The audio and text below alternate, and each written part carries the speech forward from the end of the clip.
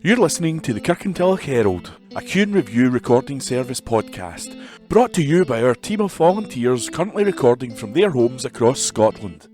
Whether you're listening via the BWBF online players, the telephone app, or our brand new Alexa skill, please phone us on 0141 772 3976 to feedback on what you want us to provide and improve upon.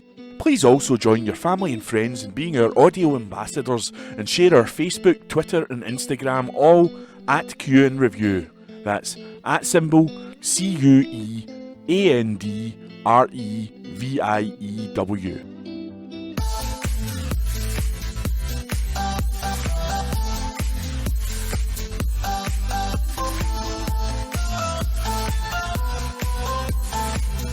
Hello and welcome to the Kirkintilloch Herald on Wednesday the 2nd of March 2022.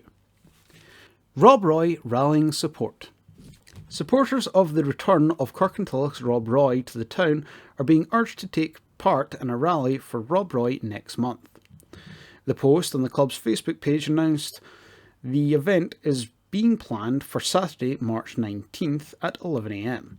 with anyone interested invited to gather outside the Regent Gardens Medical Centre next to Kirkintilloch Town Hall. The post said, quote, "Please attend this event, a brilliant community we have. Let's show the council. Turn it into a red and black day." End quote. The club wants to return to the town, ending an 8-year exile in Cumbernauld, and move into the new Kirkintilloch Sports Complex. A petition started by Rab's manager Stuart Maxwell, who has warned the club could fold for good otherwise, has so far attracted over 1,900 signatures. On the field, Rob Roy picked up another valuable point in their bid to avoid relegation from the WOSFL Premier Division with a 1-1 draw at 4th placed Kilwinning's Rangers last Wednesday. The visitors coped better with the difficult conditions in the first half, and a Chris O'Kane goal gave them the lead at the interval. However, a David Syme goal 19 minutes from time earned the hosts a draw. Rob Roy, whose league game at home to Blantyre Victoria on Saturday was postponed, are a point clear of the drop zone, but have games in hand. They were due to face Larnac United in Kilmarnock Pie West of Scotland League Cup on Monday night, and are away to local rivals Rossvale at Petershill on Friday night. That is from the Kirkintilloch Herald on Wednesday, the 2nd of March 2022. Award-winning vet steps down after 40 years. An article by Liz Gallagher. A popular Kirkintilloch vet is stepping down this month after an incredible 40 years caring for animals. Lynn Martin, a clinical director of Martin Veterinary Centre, retires this month. The much-respected vet, who attended Oxgan Primary School and Kirkintilloch High School, decided she wanted to care for animals at the tender age of just 5 years old. Don Park, manager at Martin Vet Centre, said, "Lynn studied veterinary medicine at Glasgow University and has achieved many awards over the years and given so much back to the local community. She is well known and loved. She has the unusual distinction of spending her entire professional career at the same veterinary practice." Lynn graduated in 1984 with commendation. She went on to win the prestigious Barr and Macmillan Award for the most distinguished student in clinical veterinary medicine and surgery, and the Finlay Kerr Award for the highest grade in surgery. She began her career in a small vet practice at Townhead before moving to new and larger premises at Dalrymple Court. In 1994, Lynn became a partner to form Ballantyne and Martin Veterinary Surgeons. She took sole charge and became principal of the practice in 2001 of the retirement of Andrew Ballantyne. In 2012, she realised her dream of designing her own surgery with the opening of the new state-of-the-art Martin Veterinary Centre at Southbank Marina. Other accolades for Lynn included winning the Eastern Berkshire Women in Business Award 2015 and being named overall winner of British Veterinary Hospital Association Veterinary Practice Design Awards also in 2015. In 2019, linen practice vet Alistair Jarvie became clinical directors at the firm. Dawn added Lynn has provided keynote speeches for prize givings and is a sponsor of a prize for the best science student at Kirkintilloch High School. Lynn is also mum to Tom, Beth and Murray and wife of Gillis, as well as sharing the family home over the years with 4 Dalmatians, 2 cats, a hamster and various goldfish. She has also fostered many feral cats and participated in the relocation and resettlement of hedgehogs from the Outer Hebrides. Carers benefit from double payments. By Liz Gallagher. Some 1,105 carers in Eastern Bartonshire have received the Scottish Government's Carers Allowance supplementary payments, unique in the UK. The supplement is an extra payment for people who get carers allowance from the Department of Work and Pensions and was introduced in Scotland in 2018. The decision for a double payment was then taken by the Scottish Government to recognise the extra burden the COVID pandemic has placed on carers. This has meant carers throughout the local authority area received up to £462.80 in December 2021. This is the second time a double payment has been made. The first was in the summer to 2020. Strathkelvin and Bearsden SNP MSP Rona Mackay has welcomed the additional payments, which mean that eligible carers received up to £694.20 more in support last year than carers in the rest of the UK. Ms Mackay said carers have undoubtedly been particularly hard hit throughout the pandemic, so I'm glad the SNP Scottish Government chose to address this by introducing an additional coronavirus carers allowance supplement payment. The numbers are clear that, when they needed it most, we assisted 1,105 carers in Eastern Bartonshire. The SNP's commitment to help improve the lives of carers is an incredibly important one. Carers make an immense contribution to the health and well-being of loved ones, and it is essential they have the support they need to provide care and have a fulfilling life. The Carers Allowance Supplement was the first payment the Scottish Government introduced when establishing Scotland's new social security system in 2018. In total, £188 million has been paid to carers since its launch, and it is making a huge difference to carers throughout my constituency. We are using the powers we have in Scotland to build a social security system in Scotland centred on the principles of dignity, fairness and respect, but that is set against a cruel system at Westminster, which is cutting support at a time when those on the lowest incomes need it most. That is why the people of Scotland must have the choice to choose a different path, which gives Scotland full powers over social security, so we can provide for those that need it most. That, as we said, was an article by Liz Gallagher. Busy Bees Saving Our Pollinators, written by Julie Curry. Projects across Scotland provided crucial help for bees, hoverflies and other pollinators in 2021. A new progress report published by Nature Scot highlighted the huge amount of work being undertaken by a wide range of organisations and individuals to implement the pollinator strategy for Scotland.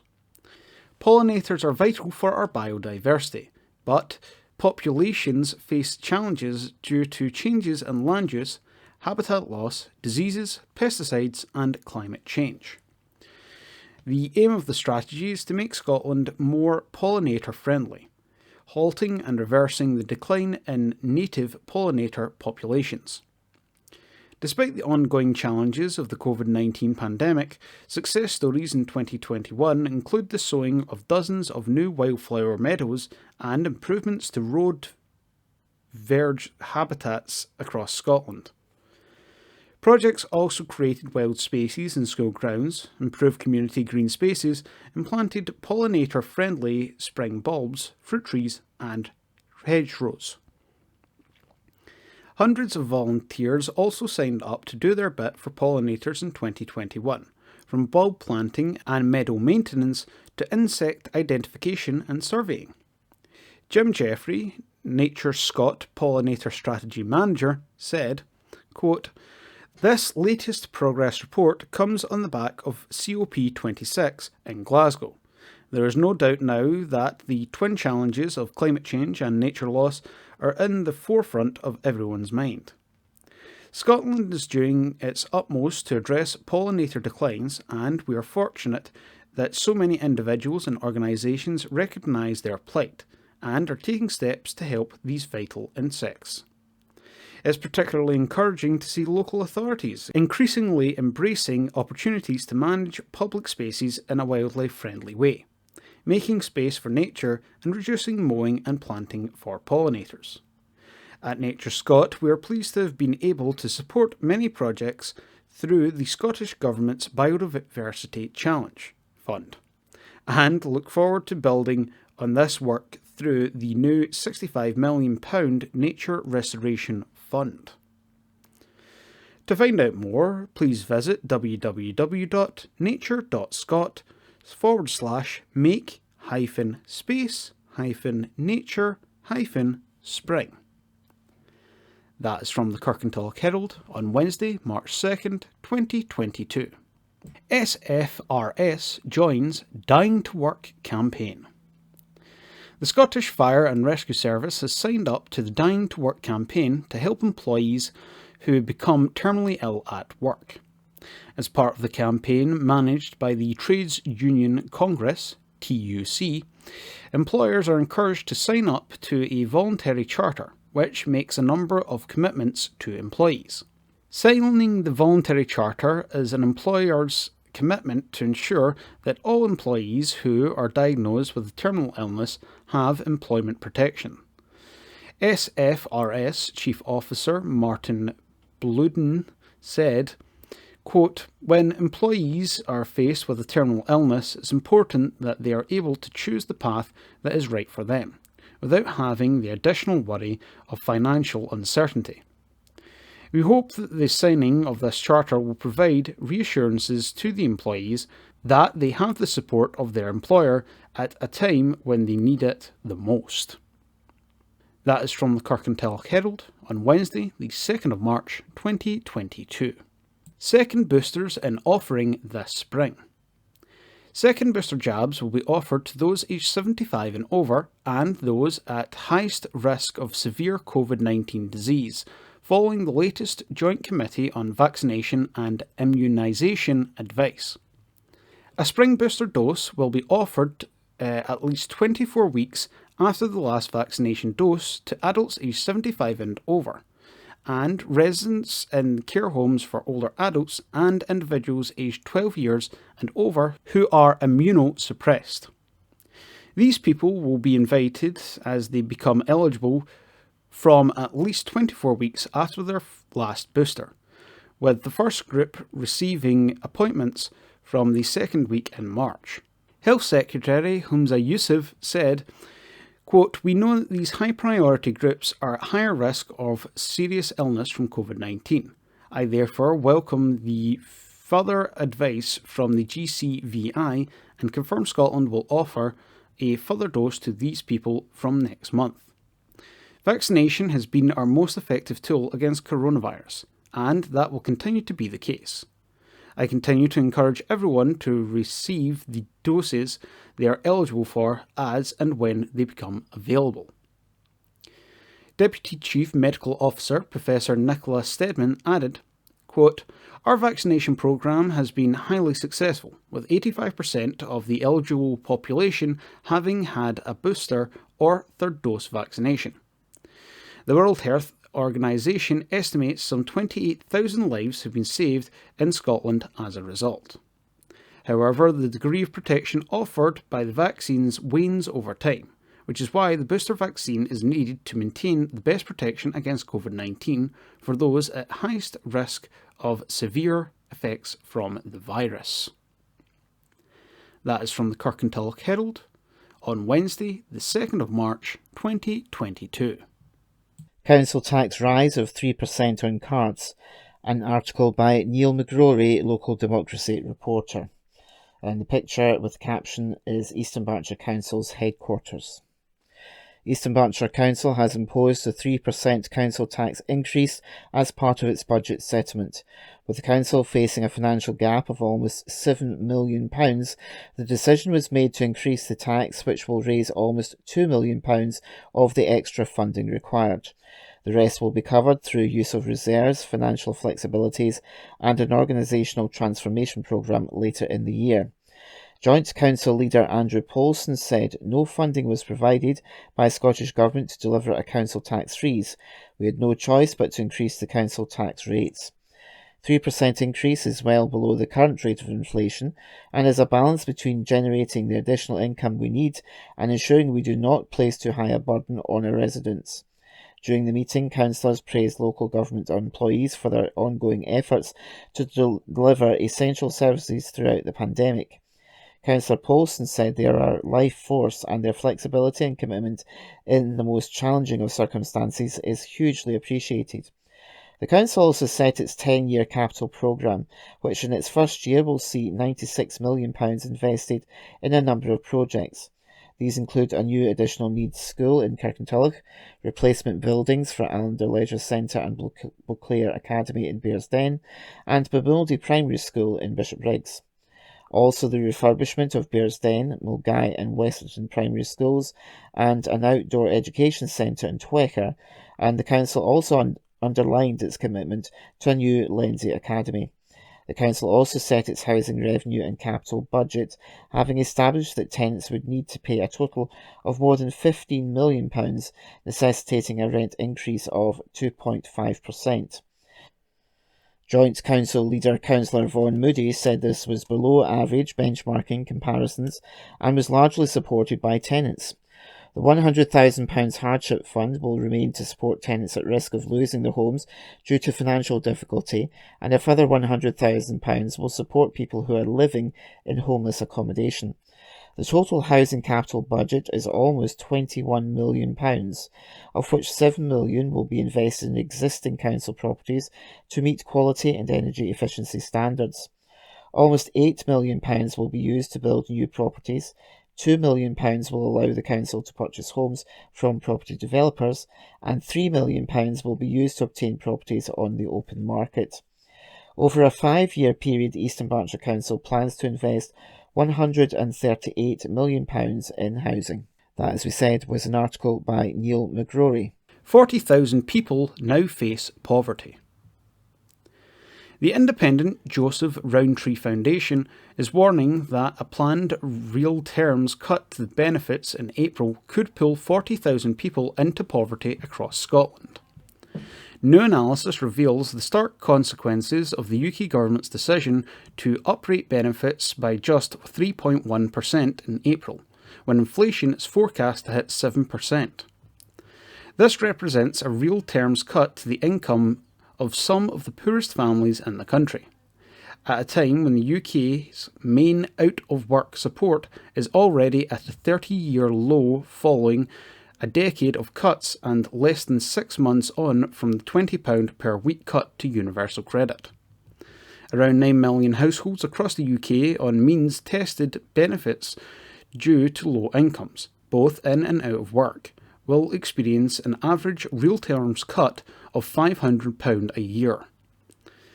Couples with children in receipt of benefits due to low income will experience a real terms cut of £720 per year, while the figure across all pensioners' couples is £540 per year. For families on low income, a reduction in the value of benefit levels that are already inadequate could not come at a worse time, and the Scottish Government temporary support package has been criticised too. Chris Birt, B-I-R-T, GRFS's Association Director for Scotland, said, quote, "Measures to mitigate rising energy prices from both the UK and Scottish governments failed to sufficiently target support towards people on the lowest incomes, making the case for strengthened support through the benefits system even clearer. Our social security system should protect people from economic shocks, not put them in danger." That is from the Kirkintilloch Herald on Wednesday, March 2nd, 2022. Help shape business plans. People are being invited to help shape plans to boost businesses in Bishopbriggs.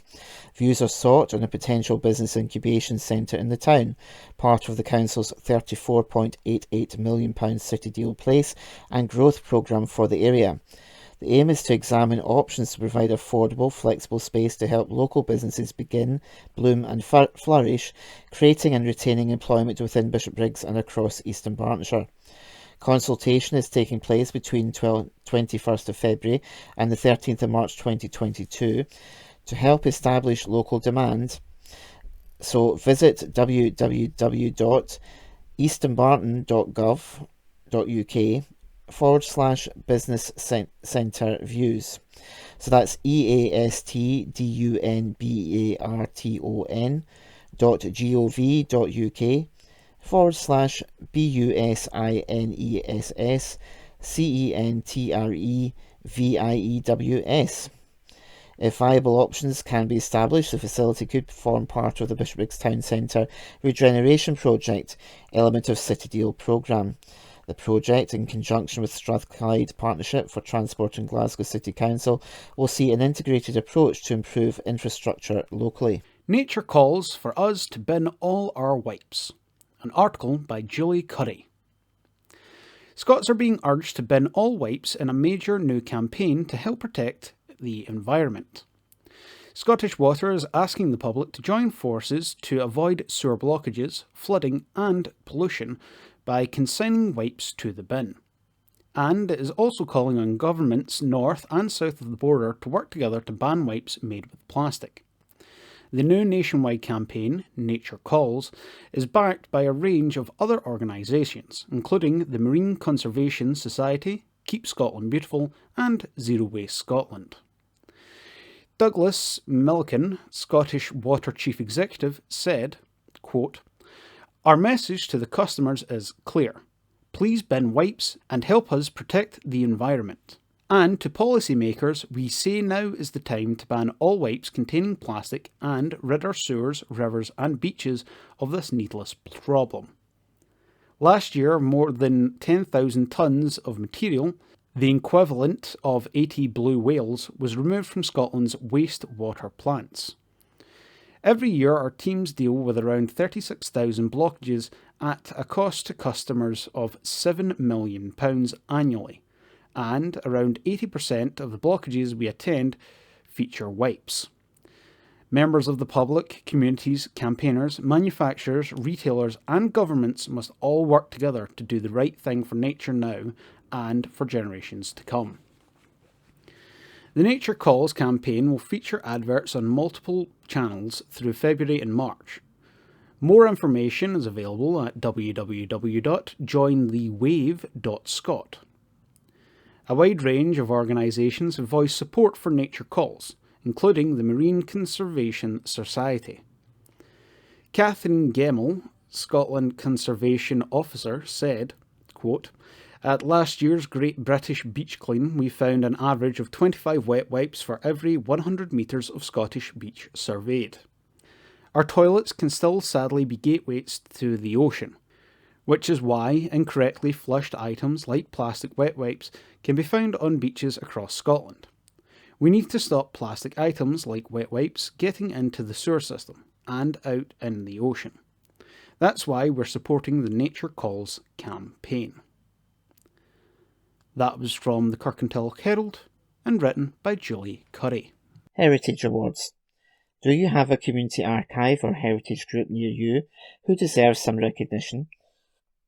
The Community Archives and Heritage Group, CAHG, of the Archives and Records Association is looking for nominations for their annual awards. Every year, the CAHG recognises outstanding groups and projects. All they need from is a 200-word statement that tells them what you value about your community archive or heritage group. Is it the news stories you discover? Is it the way your research and activities bring your community together? Is it the important artefacts and paperwork you preserve for the next generation? There must be something that makes it special and worth your time and effort. To enter, visit https:// www.cahg.org communityarchives.org.uk.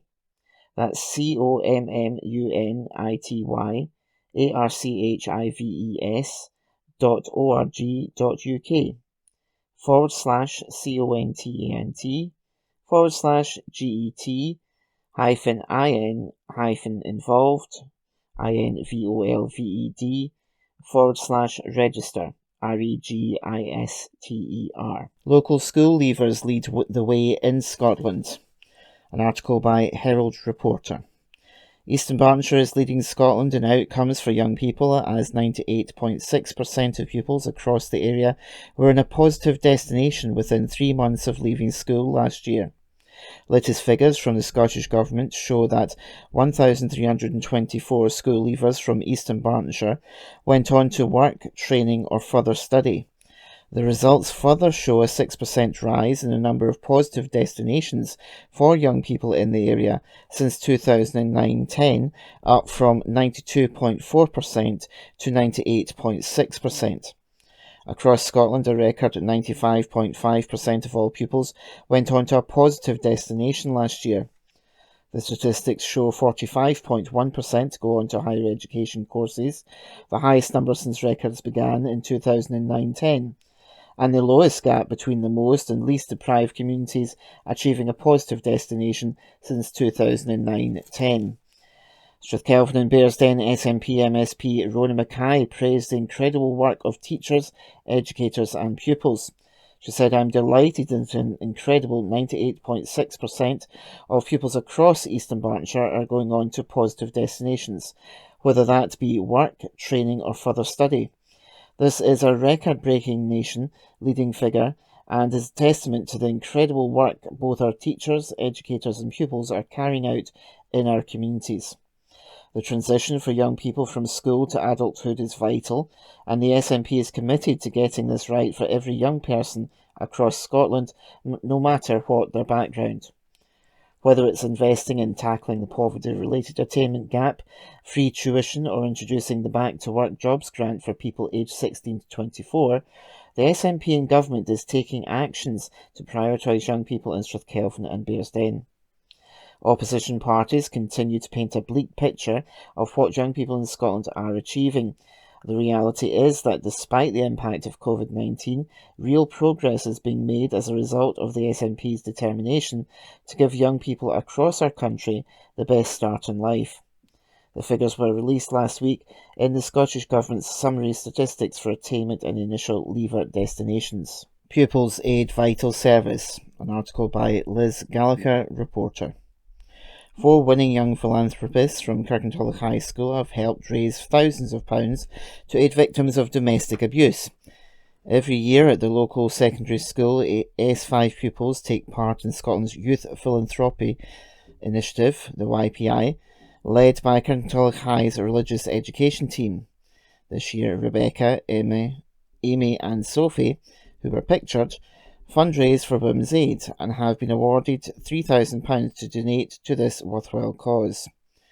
Maureen Daniel, head teacher at the school, said, "The YPI perfectly echoes the school's motto, which is dream big, work hard and show kindness, with a specific focus on the latter. Since it was introduced to Scotland in 2008 by the Wood Foundation, Youth Philanthropy Project has engaged more than 230,000 young people who have taken responsibility for £5 million of charitable giving. Young people at Kirkintilloch High have made the most of this opportunity, and 2022 has been no exception." Maureen said, "Working collaboratively in groups, the S5 learners have championed several local charities in the Kirkintilloch area to try and win £3,000 for their chosen good cause. The groups all work tirelessly to raise money for YPI through events such as Pie Your Teacher and Pupil versus Teacher volleyball match. Importantly, they have all taken the time to meet with the charity representatives and hear from the people who benefit from their charity's work." This year's winning group of Rebecca, Amy and Sophie were fundraising for Women's Aid and have been awarded £3,000 to donate to this worthwhile cause. Reflecting on their experience, Rebecca, Emma, Amy and Sophie said, "We are so honoured to have been given the opportunity to work with and raise money for such an amazing charity that means so much to us. Women's Aid is a vital service to vulnerable people in our community that we are grateful for. Thank you to everyone at Women's Aid and everyone else who helped with our presentation. The YPI describes itself as a powerful active citizenship programme, empowering young people to make a difference in their communities while developing a range," and that would appear to be where the article stops. Pupils impress leading musician. There's a picture of a group of young people, school pupils, carrying violins and various other musical instruments, along with a young musician. And the caption reads, "Award-winning percussionist Callum Huggan," on the right of the picture, held a music workshop at Lenzie Academy. Award-winning percussionist Callum Huggan returned to his hometown of Lenzie last weekend with the Music at St Cyprian's concert series. This included a workshop visit to his old school, Lenzie Academy, followed by a varied concert of music for marimba. Callum's day at Lenzie Academy was spent with a full day of music composition workshops for the class of advanced higher music pupils. Callum said it was incredible, such talented students, and they created a fabulous piece. The following day's performance at St Cyprian's was for a full church of 88 adults and young people with a wonderful mix of music. Reported to The Crown by Liz Gallagher. There's a picture of Bumuldy Primary School with the caption, "Crown Office is considering its next steps in connection with the escape of poisonous fumes at Bumuldy." Eastern Berkshire Council has been reported to the Crown Office after investigation by Health and Safety into gas leaks at local primary schools. The Herald revealed back in February 2020 how more than 400 staff and children had to be evacuated from Bumuldy Primary at Bishopbriggs after poisonous fumes escaped from a faulty boiler at the school. A number of pupils at Bumuldy fell ill before the leak was detected, with some complaining of headaches and feeling sick.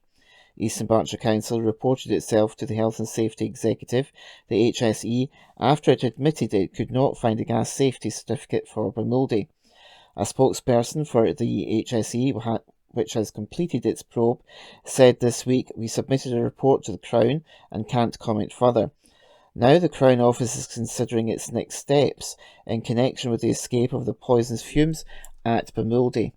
A spokesperson for the COPFS said the Procurator Fiscal has received a report in connection with an incident at Bumuldy Primary School in February 2020. The report is under consideration. The Herald understands the council could face a substantial fine if convicted.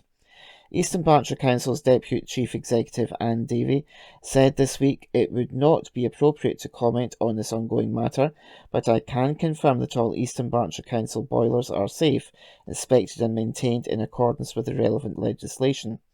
Other schools in Eastern Berkshire were also at the centre of gas leak scares. The Herald revealed in March 2020 that Craigdhu Primary in Mulgai was also evacuated over a carbon monoxide leak. Fortunately, a new alarm placed in Craigdhu after the first incident at Bumuldy a few weeks earlier picked up traces of the toxic gas. The evacuation of pupils and staff at the Mulgai School on Wednesday, March the 4th, came a day after a similar incident at Westercledens Primary in Bishopbriggs. Faulty boilers have been blamed for the leaks in all three schools. Parents were informed of the Mulgai incident in March 2020 in a letter from Eastern Berkshire Council's Chief Education Officer, Jackie MacDonald. She said the fire service discovered the fault was in an external boiler house at Craigdhu and there were no traces of carbon monoxide in the school building. The boiler was repaired. Thomas Glenn, Deputy Chief Executive for Place, Neighbourhood and Corporate Assets, who has now left the council, said at the time a review of gas safety certificates across the school estate was carried out following the Bumuldy incident. All gas boilers have now been serviced and certified. One local teacher who did not want to be named expressed fears to the Herald back in 2020 that council buildings were not being properly maintained and called the situation a complete disgrace. He said the council is scurrying about looking for safety certificates. Heads should roll for this at the highest level. The article, as we said, was by Liz Gallagher. £11.8 million to reverse UK cuts, says MP. The Scottish Government spent £11.8 million in Eastern Bartonshire to mitigate UK Government policies this financial year, according to the local MP, meaning there is less cash available to support hard-pressed families through the cost of living crisis. SNP MP Amy Callaghan warned the spirit of devolution is being undermined. The local MP pointed to the Scottish Government's decision to mitigate the so-called bedroom tax through the use of discretionary housing payments at a cost of £62.7 million in 2020-21, as well as the Scottish Welfare Fund effectively reversing UK welfare reforms. This comes as new analysis by the Joseph Rowntree Foundation found households on low incomes will spend an average of 18% of their income after housing costs on energy bills from April. For single adult households on low incomes, this rises to 54%. Ms Callaghan said devolution was supposed to be about how much more than righting the wrongs of Westminster, but that is where we are.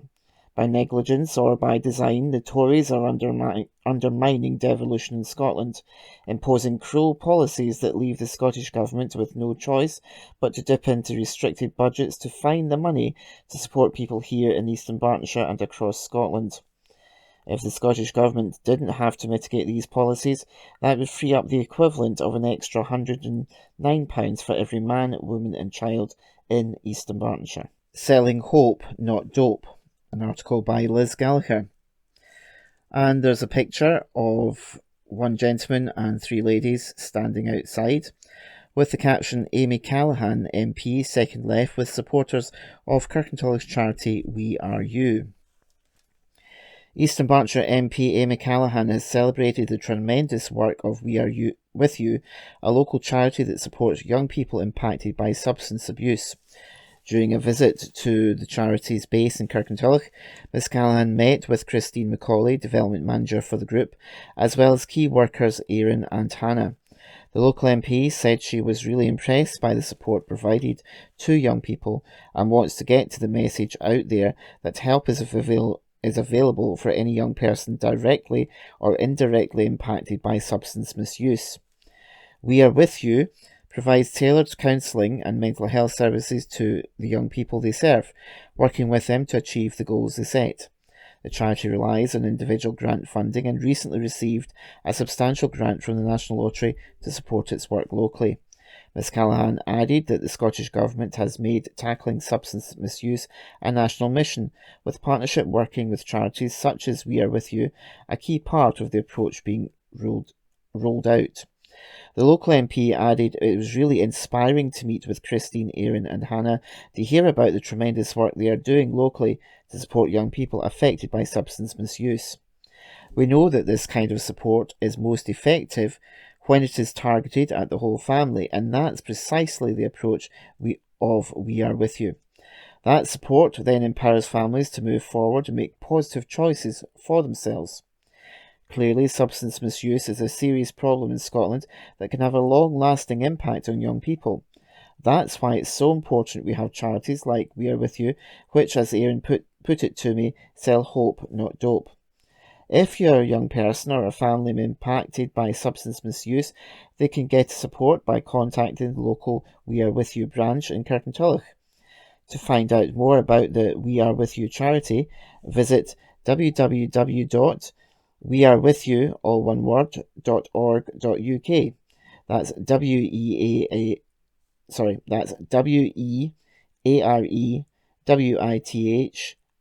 WeareWithyou.org.uk. Ukraine. MP in call to council. An article by Liz Gallagher. Local MP Amy Callaghan has called on Eastern Bartonshire Council to illuminate iconic buildings in the area to show support for the people of Ukraine. As the Herald went to press on Monday, the invasion of Ukraine by Russia's Vladimir Putin enters its fifth day. In a letter to Chief Executive Jerry Corns, which the MP posted on Twitter at the weekend, Ms Callaghan also said she was currently engaging with constituents trapped within the region. She wrote, I've write formally to request that in practical solidarity, East Berkshire Council considers illuminating council buildings with the colours of Ukraine. Other civic buildings and tourist spots throughout Scotland have already taken this small step. Naturally, given the gravity of the conflict and the deeply complex forces at play within Ukraine, such gestures will not solve the problem, but it can, however small, offer support and solidarity for those in dire humanitarian need, caught up in a war not of their choosing.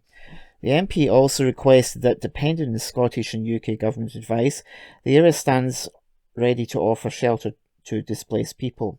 As always, I am willing to work with all across Council to ensure those who seek to call Eastern Berkshire their home after escaping war or persecution can do so.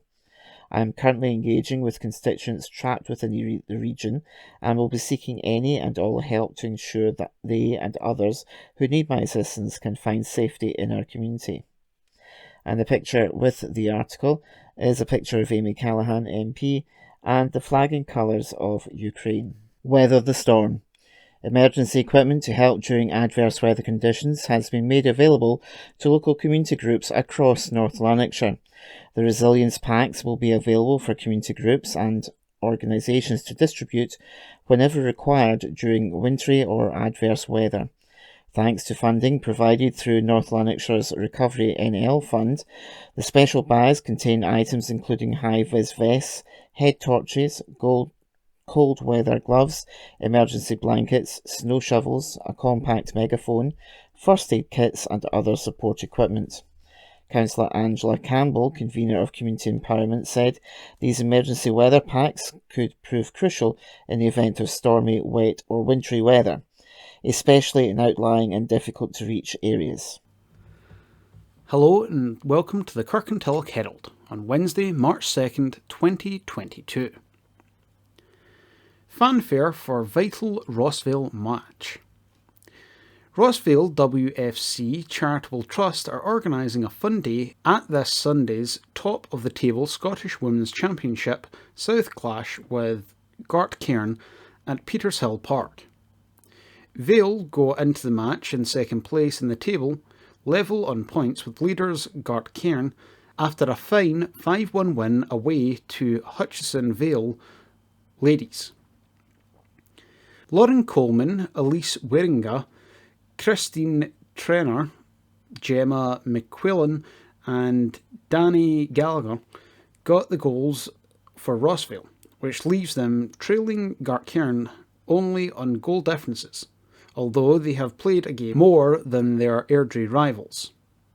Rossvale's senior women's team are in the first season and are enjoying a fine debut campaign, having won 13 and lost just 2 of their 16 league matches. All girls from Rossvale Academy have been invited along to lend their support, with Gartcairn Academy players also invited along to join the fun. The match kicks off at 4 p.m, and there will be face painting, halftime games and mascots. Rossvale's senior men were beaten 2-1 in their WOSFL Premier Division fixture at Clydebank on Saturday. Former Kirkintilloch Rob Roy winger Lee Gallagher put the hosts in front after 15 minutes, sending a free kick over the Rossvale wall into the net. Rossvale equalised 9 minutes from half-time when Brad Rodern's free kick from wide on the right found its way into the Bankies' net. But Clydebank, managed by former Rossvale boss Gordon Moffat, and including a number of ex-Vale players in their squad, got the winner through Ross McPherson's well-struck finish with 12 minutes to go. That is from the Kirkintilloch Herald on Wednesday, the 2nd of March, 2022. From the Kirkintilloch Herald, Wednesday the 23rd of February 2022, from the District News section, Church Notices. Torrens Parish Church. The Sunday morning service, in person, is at 10:30am, conducted by our new minister, Reverend Stuart Irwin, and during the service the youngsters meet together in creche, junior church and FROG. Can you please take a lateral flow test before arriving? To join the service online, click torranceparishchurch.online.church, or to listen by phone, call 0131 460 1196 United Kingdom.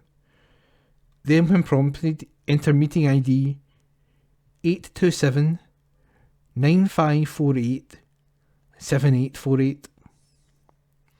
This will be charged at local rates and will be part of any inclusive phone plan. The cafe is open on Wednesday at 9am to noon for teas and coffee serving delicious home baking. Why not pop in and taste for yourself? Find out about regular weekly activities. Check the website for what's on at www.tpc.org.uk. Kirkintilloch Church of God.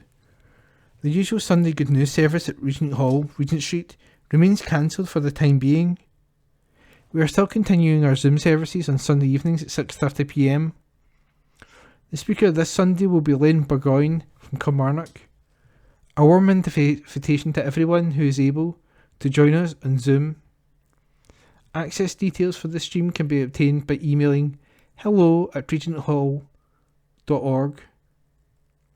Come to Coffee Corner on Wednesday from noon till 2pm for home baking and coffee. COVID safe measures are in place. For up-to-date and further information, visit our website on www.regenthall.org. The Bible says, "Seek the Lord where he may be found, call on him while he is near." Isaiah 55 verse 6. St Columba's Church. Do join us for our Sunday morning service at 10:30am each week, where we consider to study the Gospel of Luke together.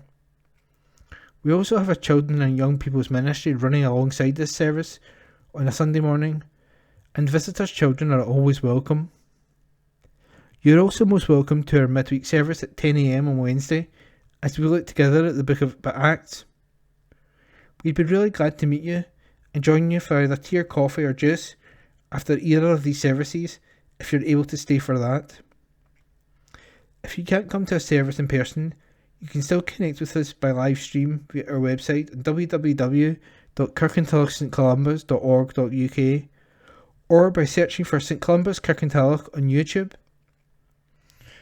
We also have a full programme of events during the week, including Little Fishes, our community carer and toddler group, and the First Kirkintilloch Boys Brigade. Please see the church website for more details. Reverend Philip Wright, Minister, St Columba's Kirkintilloch, Old Isle Road, Kirkintilloch, G66 3HQ. Email pwright@churchofscotland.org.uk. Mobile number 07427 623 393. St David's Memorial Park Church. At St David's Memorial Park Church, our morning service on Sunday, February the 27th, will be at our usual time of 10:30am and will be led by our Church of Scotland reader, John Nicholson. During our morning worship, school-aged children will have the opportunity to go through to our halls for their own time of fun and learning with JAM. All are welcome to attend our service. We would ask that you continue to wear a face mask during the service unless exempt from doing so. We look forward to welcoming you to the church. Our Tuesday lunchtime service has now resumed and will take place at March the 1st at noon. Again, COVID measures are in place and all are welcome to attend. Home Church. O taste and see the Lord is good. Blessed is the man who takes refuge in him. Psalm 34 verse 8. Home Church welcomes you to any of our Sunday service as follows: 9:30am, Communion; 10am, Prayer Time; 10:30am, Fellowship, tea and coffee available; 11am, Worship Service in Children's Church followed by tea and coffee. The main service at 11am is online and in person.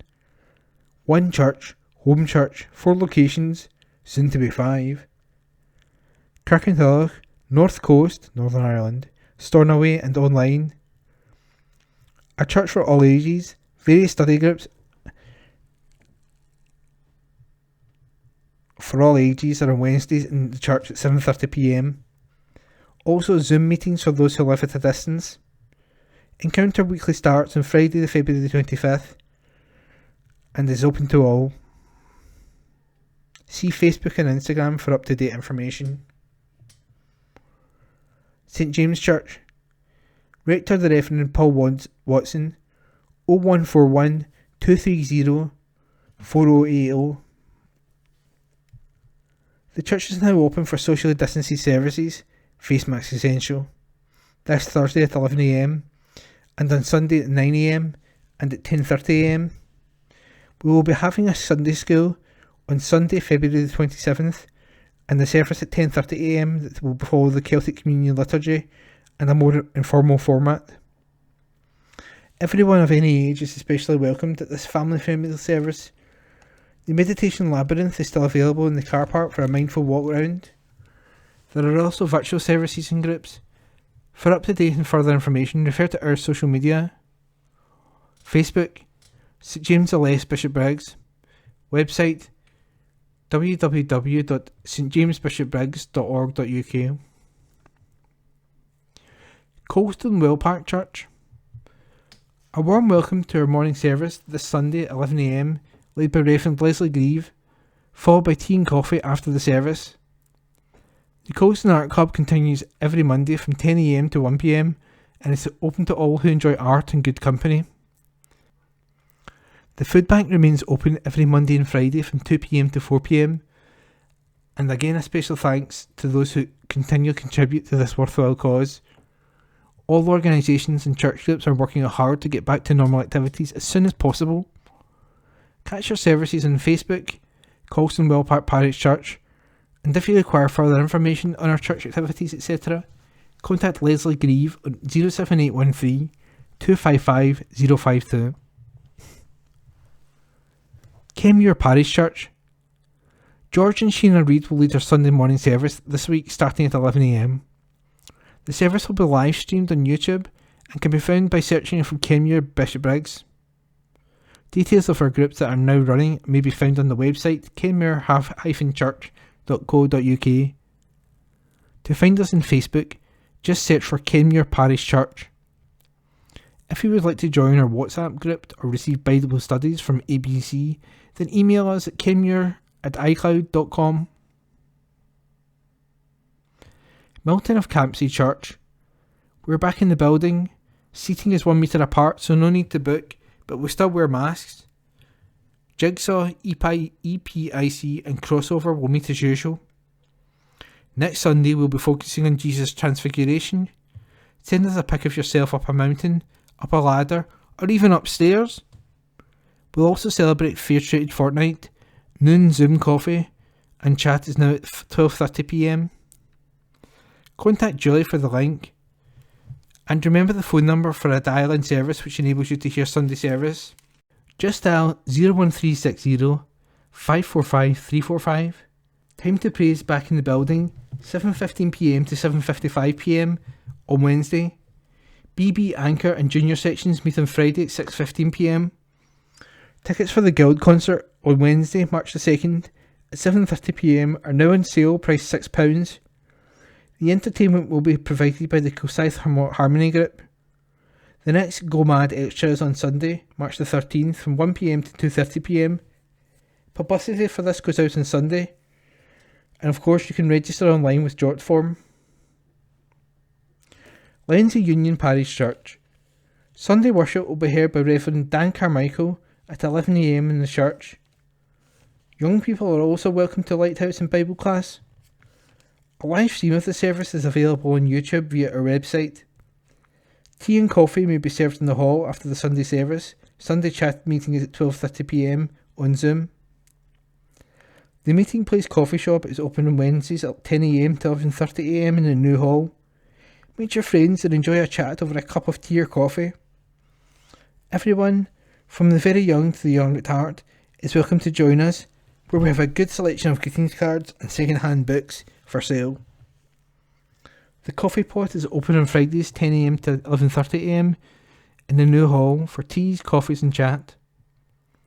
Craft Cafe is on Tuesday, March the 1st at Dean House between 2 p.m. and 4 p.m. Bring your own craftwork or join in with a group project. Face coverings required unless exempt, and test protect details collected. Lenzie Old Parish Church. Sunday service is at 11 a.m. and will be available online and on the phone line later in that afternoon. Please take a lateral flow test before attending the service. Thursday Club meeting February the 24th from 2pm to 4pm for tea, coffee, games and chat. Come and Sing, the dementia-friendly singing group, meets in the hall on Tuesday, March the 1st from 1:30pm to 3pm. Mary's Meals appeal. Mary's Meals has launched an appeal to provide more school meals for the hungry children in South Sudan, the country with the world's highest rate of children out of education. Learning across South Sudan has been drastically hindered by years of violence and upheaval, with survival often taking priority over children attending school. Internal displacement, deep poverty and hunger mean that life for families is a real struggle. Over 70%, 2.2 million, of primary school age children are not in education, with girls more likely to miss school, and more than half the population have insufficient food intake. A third of children under 5 suffer from chronic malnutrition. Mary's Meals is already feeding around 70,000 hungry children every school day in South Sudan. Now the charity, founded in a shed in Argyll, is appealing for support to reach even more hungry children with a nutritious meal at school. Daniel Adams, Executive Director of Mary's Meals, said, "Our nutritious meals are giving children in South Sudan the energy to learn, hope for a better future, and some respite from the immense difficulty of everyday life."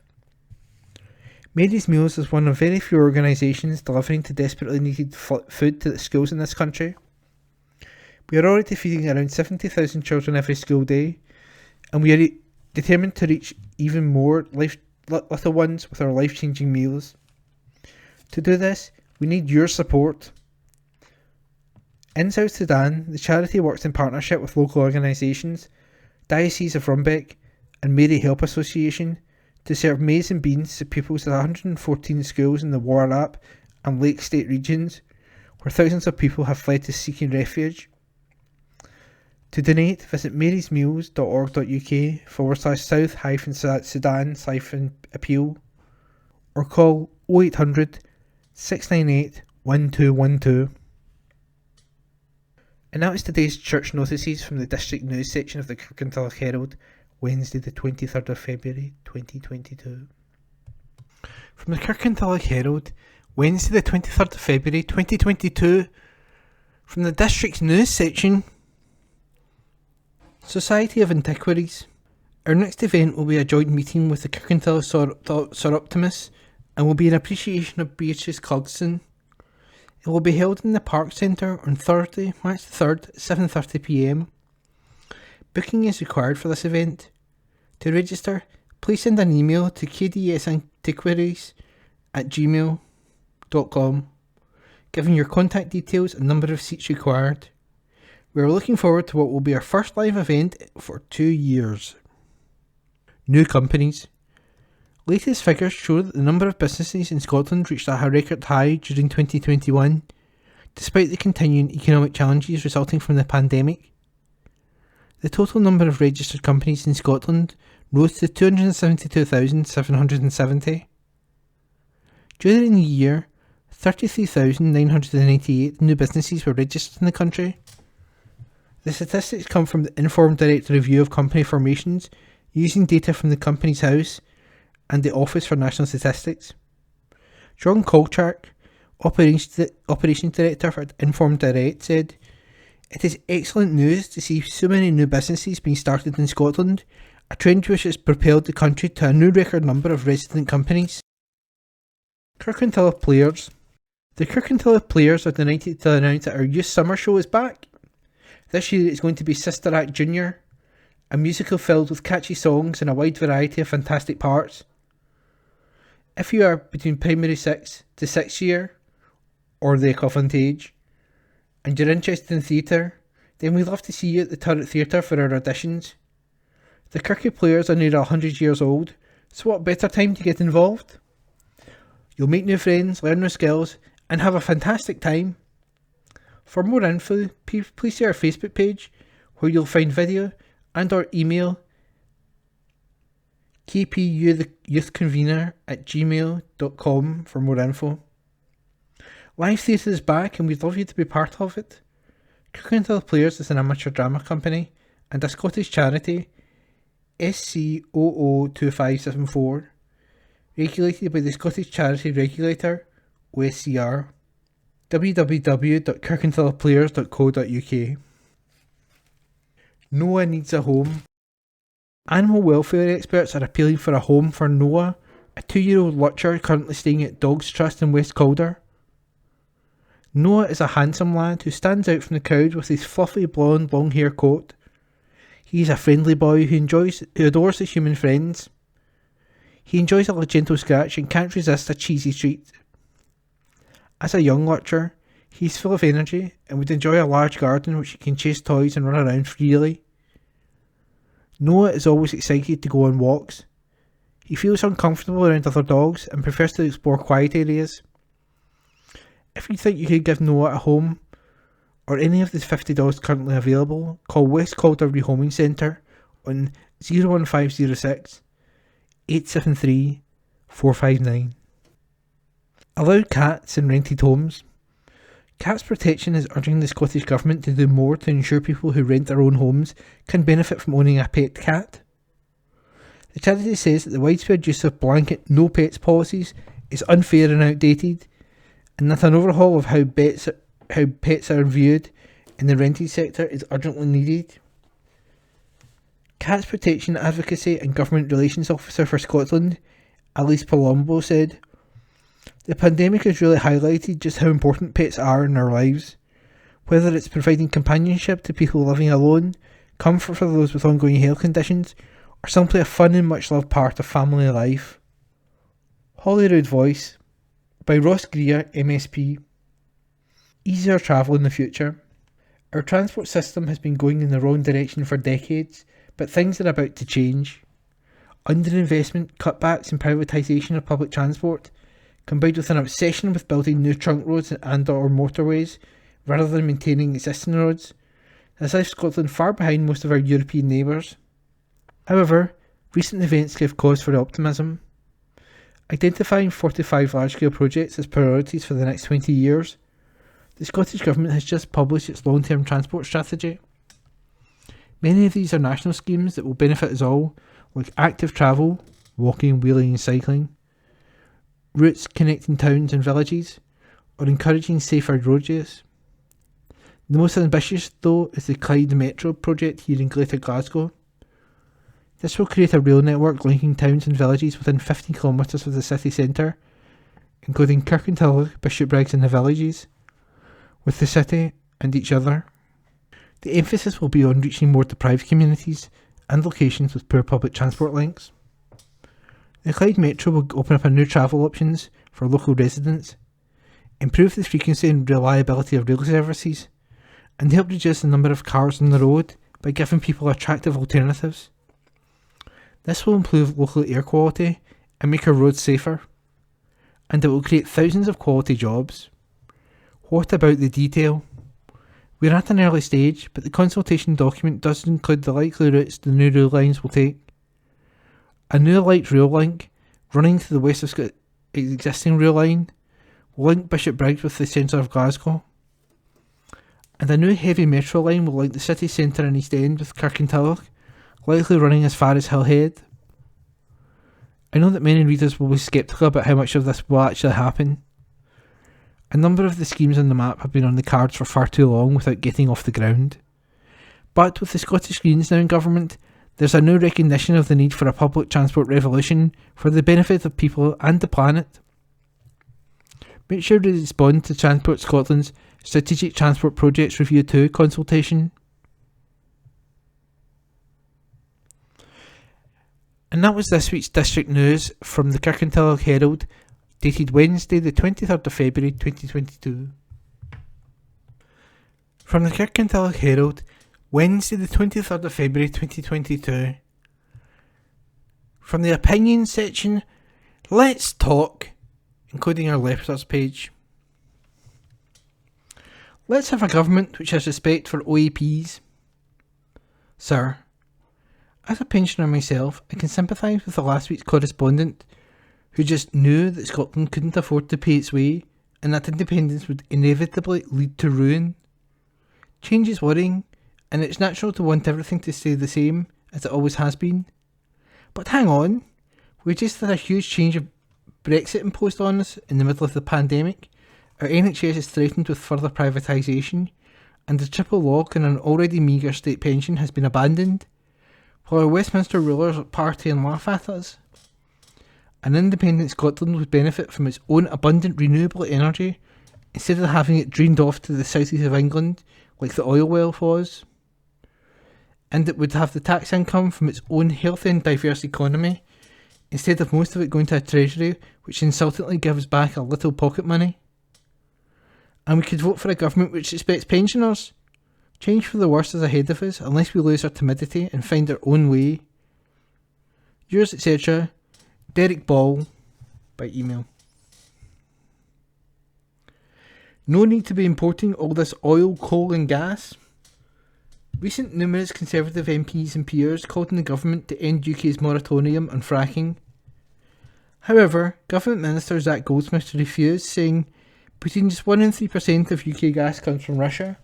Why are you paying this man over £100,000 a year if he does not realise how much oil, gas, coal and electricity we are forced to import?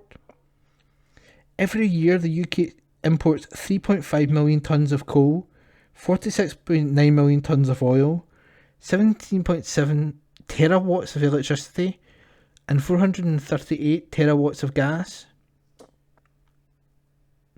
It makes no sense importing energy when there is enough oil and gas under the North Sea for at least 20 years and enough shale gas under our feet for the last 47 years. Politicians must ignore the Green Luddites and ensure that the UK has energy security and is not dependent on foreign nations. Yours, etc., Clark Cross, address supplied. RN contracts will dry up if we sail our own way. Sir, it appears that a number of senior SNP figures are currently engaged in trying to reassure key defence contractors based in Scotland, mainly on the Clyde and on the Forth, that they would continue to get defence contractual work even as Scotland achieves the SNP ultimate aim of obtaining independence from the UK. A rather tall order on their part, I would suggest, because if Scotland should cease at some future date to be part of the UK, then the powers that can be at Holyrood can be reassured that the Royal Navy will no longer place contracts with shipbuilding yards based in Scotland. Of course, it could be that the government of a future independent Scotland would wish to set up its own defence systems. One can understand why companies such as Babcock, BAE Systems and Thales might be apprehensive about that possibility, especially in relation to the size of any future Scottish defence budget. The facts speak for themselves.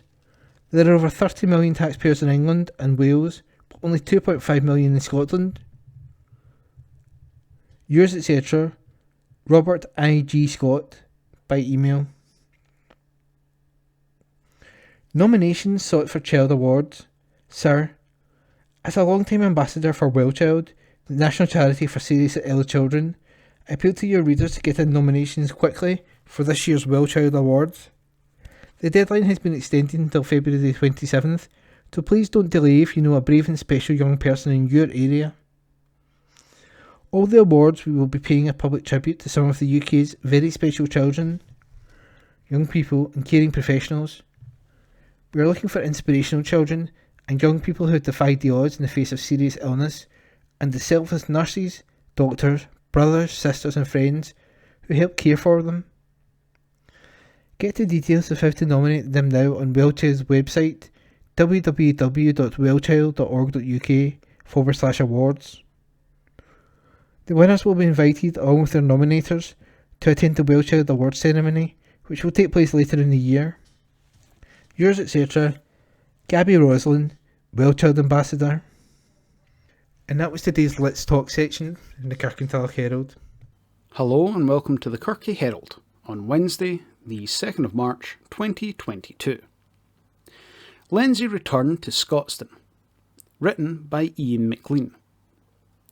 Lindsay Academy have signed up for the SP Energy Network's Warriors Championship, which makes its long-anticipated return to Scotstoun Stadium, home of the Glasgow Warriors, later this month. The school is among 20 schools from Scottish Rugby's Glasgow, the West and Caledonia regions taking part in the competition that runs from February to May and is delivered by Glasgow Warriors and its official community partner SP Energy Networks. Over 800 girls and boys will be participating as the event returns after a COVID-19 enforced break. This is the 5th year SP Energy Networks have partnered with Glasgow Warriors to support the championship, which aims to improve access to grassroots level rugby while teaching valuable life skills like team working, leadership and communication skills, and promoting healthy living across the communities they serve. The 2022 championship runs over 8 weeks, with 4 qualification competitions culminating in the final at Scotstoun Stadium in May. Each school is represented by a trio of teams: an S1 boys side, an S2 boys outfit, and an under-15 girls team. The combined performances of each team determines the overall standings in each stage of the championship. Glasgow Warriors Managing Director Al Kelloch from Bishopbriggs and a former player with Allen Glens RFC said, "We're delighted to be hosting the SP Energy Network Warriors Championship once again. The past 2 years have been difficult for all of us as we have dealt with the pandemic, particularly with there being less opportunities to play rugby at grassroots. Being able to encourage healthy living through rugby to youngsters across Glasgow, the West and Caledonia is a pleasure and a key part of the culture we are creating at Glasgow Warriors. Over the next few weeks, many young people from schools across Scotland will try rugby for the very first time, and it's our hope this championship is just the beginning of their rugby journeys."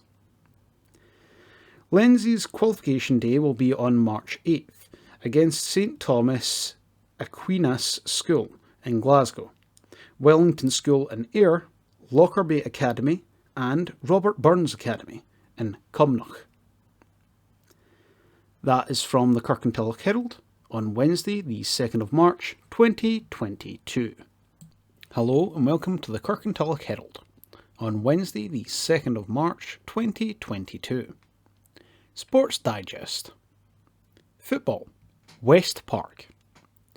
Bishopbriggs Club West Park United take on Wishaw HSFP at Hunters Hill on Saturday, with a place in the semi-finals of the Scottish Amateur Cup at stake.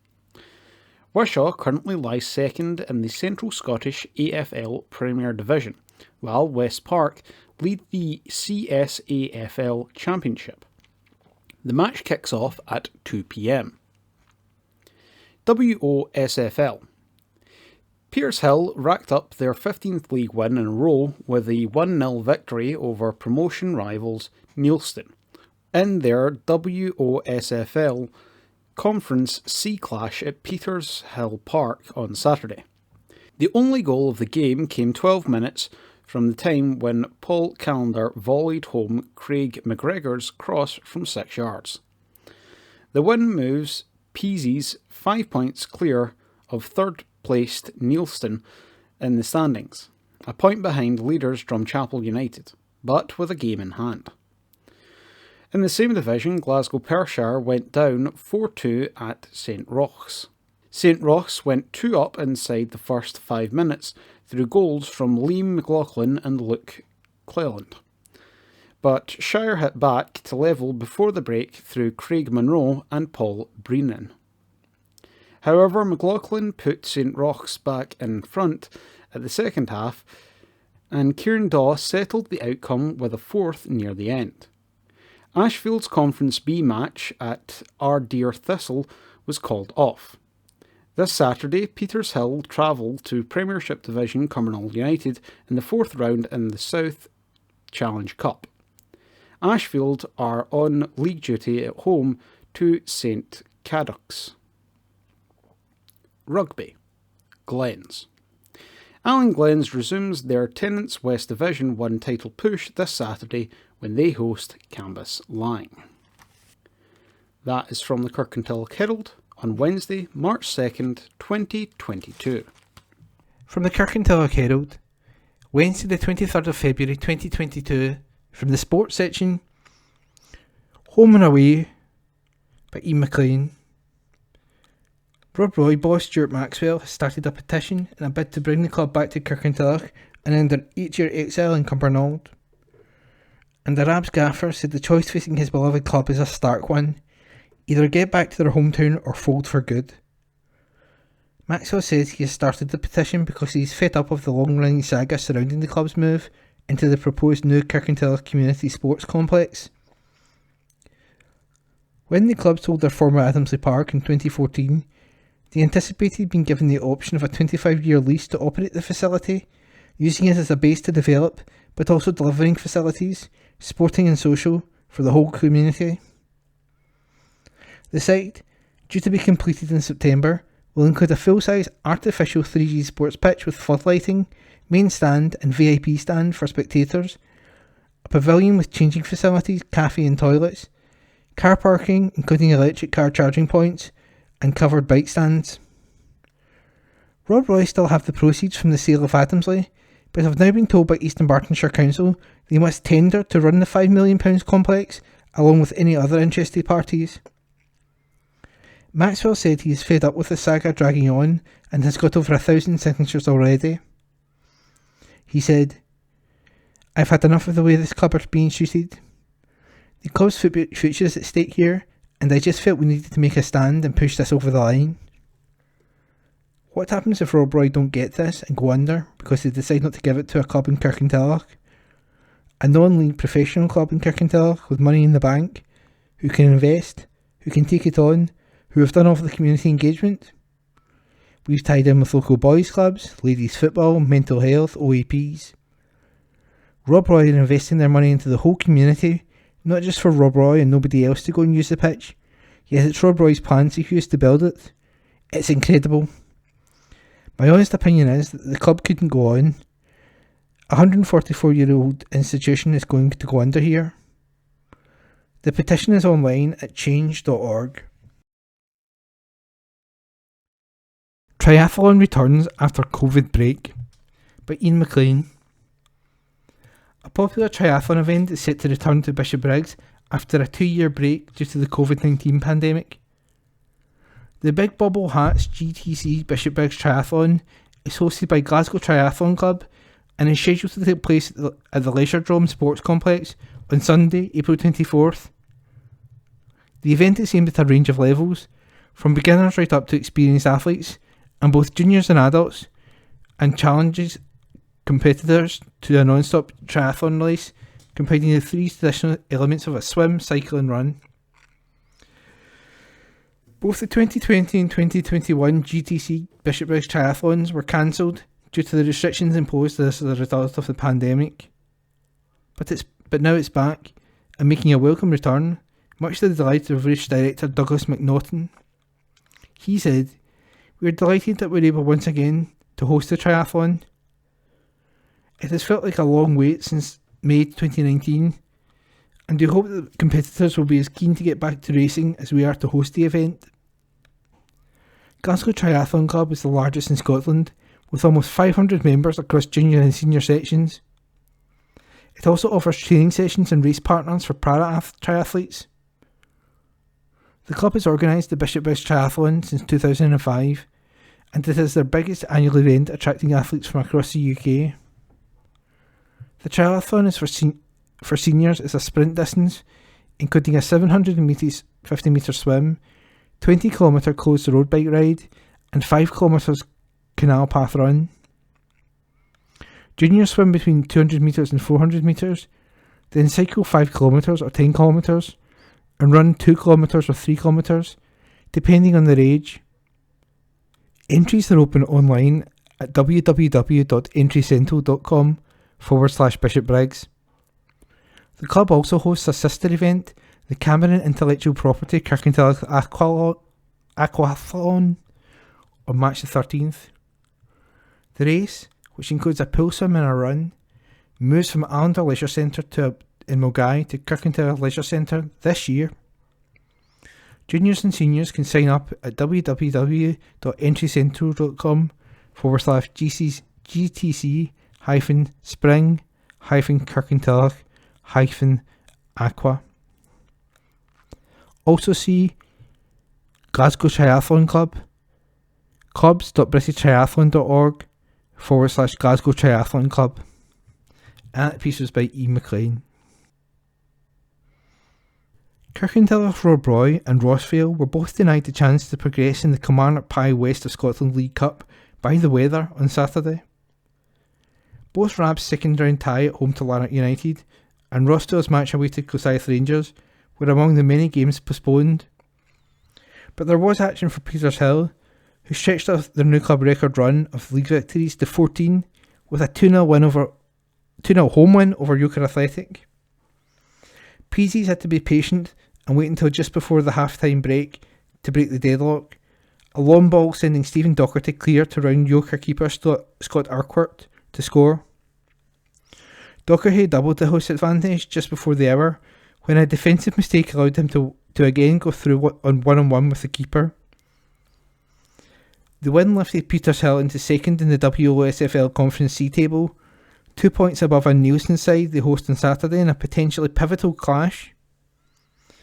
Petershill remain a point behind Drumtapple United, but the leaders have played a game more than both their closest challengers. Glasgow Persh's Conference C encounter at home to Vale of Leithen also beat the weather, and turned out to be a remarkable affair, with the hosts winning by the odd goal in 11. David Kirkwood grabbed a hat-trick, Paul Buchanan got 2 and Craig Smith was also on target in Shire's 6-5 win. This Saturday's games: Premier Division, Clydebank v Rossvale, Rob Roy v Blantyre Victoria. Conference B, Ardeer v Ashfield. Conference C, Petershill v Nielsen, St Roch's v Glasgow Pershire. Rugby Hub scheme is relaunched. Scottish Rugby has relaunched its Player Development Hub (PDH) programme after an 18-month hiatus due to the COVID-19 pandemic. The programme, considered a stepping stone in identifying future Scottish talent, aims to support identified players in the girls and boys youth game by providing additional training and playing opportunities to develop core rugby skills and game understanding for nominated under-16s and under-18 girls and under-15 boys. The nomination process for the programme is now open via Scrums, Scottish Rugby Players Management System, for registered coaches to put forward players. Applications close on Sunday, March 6th. More information is available on the Scottish Rugby website. Lenzie lose out to Strugglers. Lenzie went down to a 24-13 defeat in their Tennent's West Division 1 match at Cambuslang. The win was only Cambuslang's second victory of the season and allowed them to climb off the bottom of the table. At the other end of the table, title chasing at Allen Glens were left without a game when their match at East Kilbride was called off. However, with title rivals Garnock and Stewartry also idle, there was no change at the top of the table. Glens, still unbeaten, remain 3 points behind the leaders Garnock with 2 games in hand, and 2 adrift of second place Stewartry with 1 match less played. There are no league games this Saturday due to the Scotland Six Nations match. And that was today's Kirkintilloch Herald sports section. East Dunbartonshire Council public notices.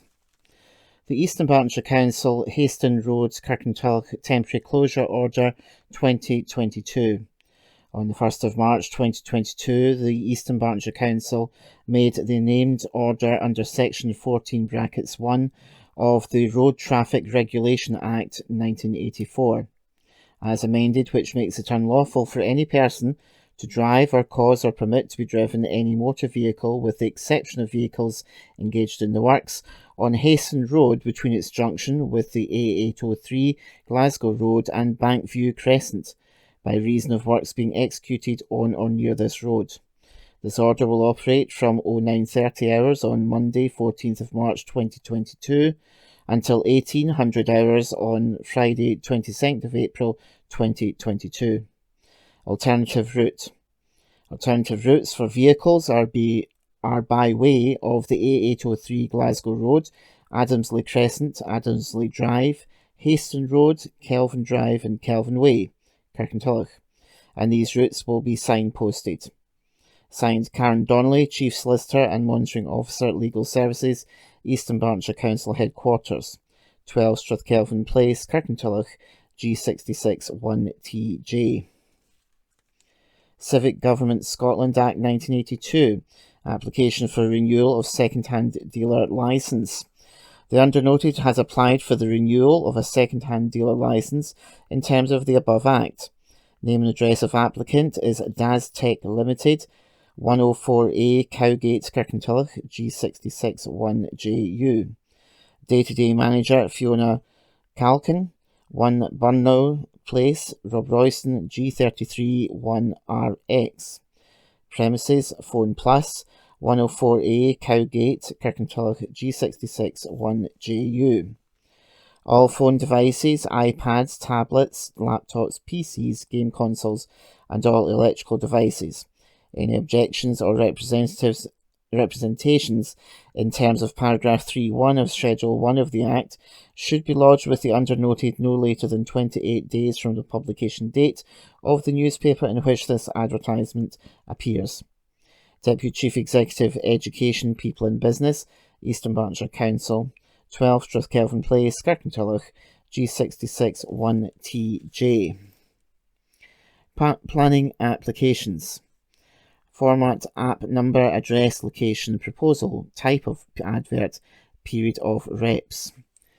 TPED 220047. Tower Farm, Bacco Hill Road, Torrance, East Dunbartonshire, G64 4DS.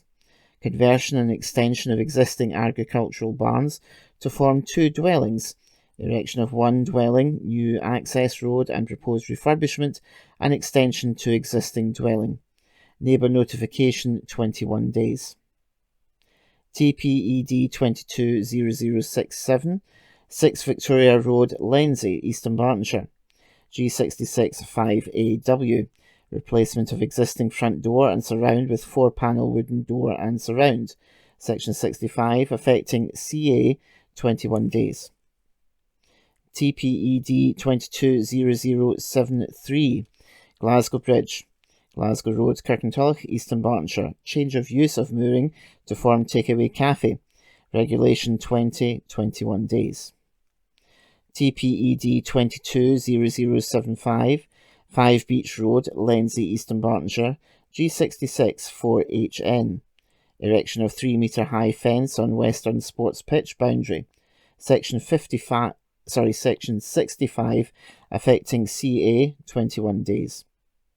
The application plans and other documents can be viewed online through the Council's website. The current restrictions on non-essential office work associated with the coronavirus pandemic means that plans cannot be viewed in Council offices as normal. Written comments may be made within the above period to the Council through the Council's website or to the above address. Any representations will be treated as public documents and made available for inspection by interested parties and may also be published on the Council's website. Family announcements. Deaths. Clark Ian, peacefully after a short illness on February the 20th, 2022, at Glasgow Royal Infirmary. Beloved husband of Helen, a much-loved dad and father-in-law, an adored papa of Innes and Ewan. Funeral service will take place on Friday the 4th of March 2022 at Daldowie Crematorium for 2 p.m. Family flowers only, please. Kettles, Margaret Cairns. Suddenly on February the 18th, 2022 at Glasgow Royal Infirmary, beloved wife of Joe, a much-loved mother of Mary, James, Margaret, and sister of Catherine, an adorable grandmother to 11 grandchildren and 5 great-grandchildren. Funeral Mass will take place on Monday, March 7th, 2022 at St Ninian's RC Church, Kirkintilloch for 10 a.m. Thereafter to Falkirk Crematorium for 11:30 a.m.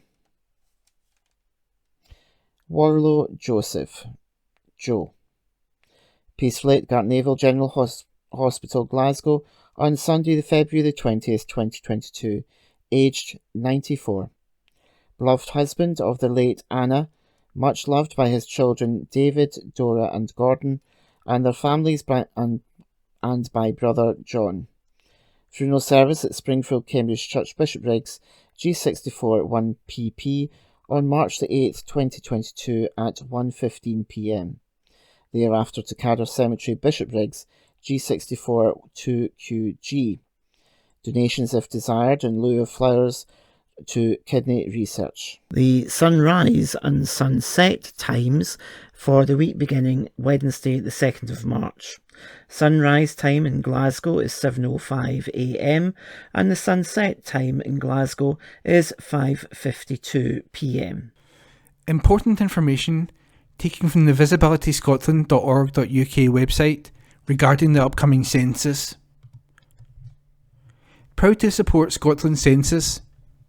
Scotland's census is the official count of every person and household in the country. It usually takes place every 10 years. The census asks questions about people's age, sex, home and living situation, employment, education and qualifications, as well as ethnicity. Every household in Scotland must complete the census and, by doing so, are helping to shape Scotland's future.